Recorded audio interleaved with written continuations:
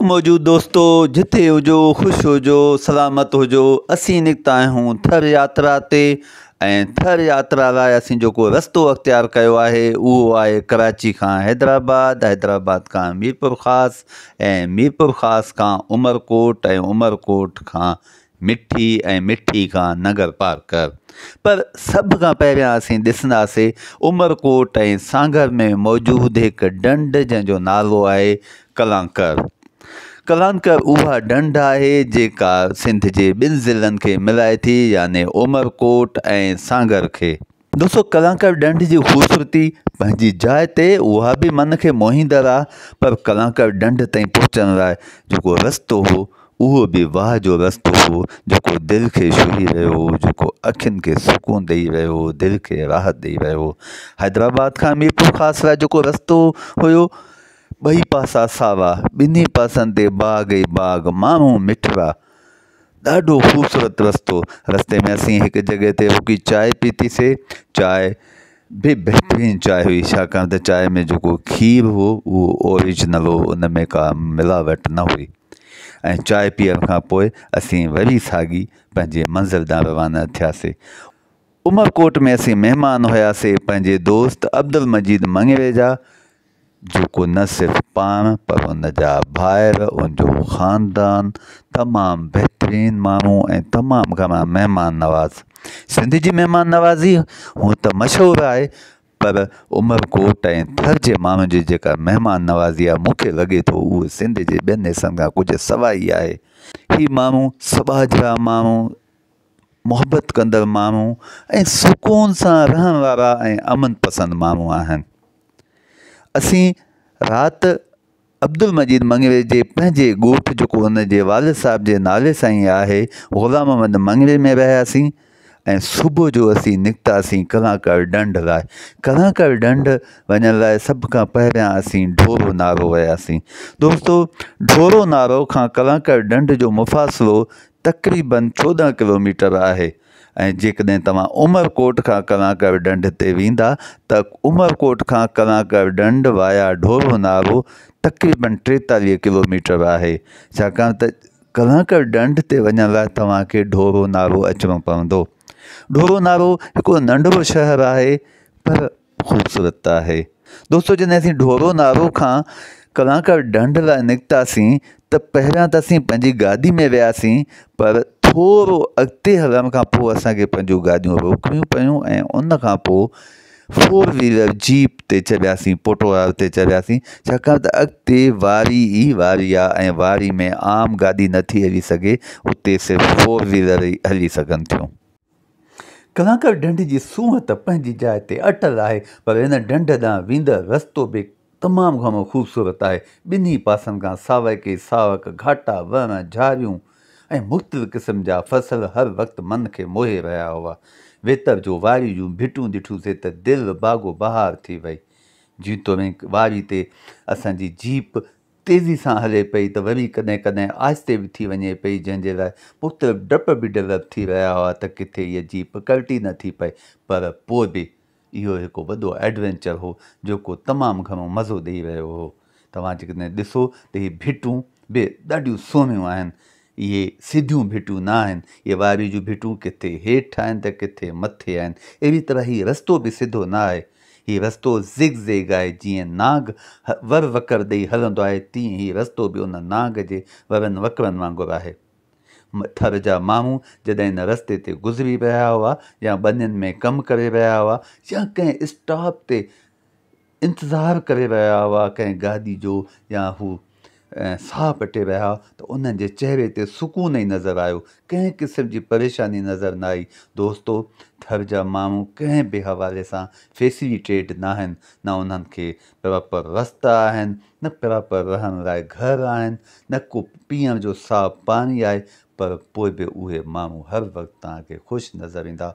उन्हनि जे चहिरे ते तव्हांखे सुकून नज़र ईंदो। असां शहरनि में हर सहूलियत खे इंजॉय कयूं पिया, सुठा घर आहिनि, सुठो माहौल आहे, रस्ता आहिनि, हर शइ, पोइ बि हर वक़्तु कंहिं न कंहिं डिप्रेशन में, कंहिं न कंहिं परेशानी में रहूं था। पर हीअ माण्हू कंहिं सहूलियत जे न हूंदे बि तमामु घणा पुरसुकून नज़र आया। कंटेंटेड लाइफ इन जी नज़र आई। अव्हां जेकॾहिं महसूसु करियो त अव्हां खे बि हीउ रस्तो तमामु घणो मोहींदो। ॾिसो हीउ रस्तो केॾो अजीब रस्तो आहे।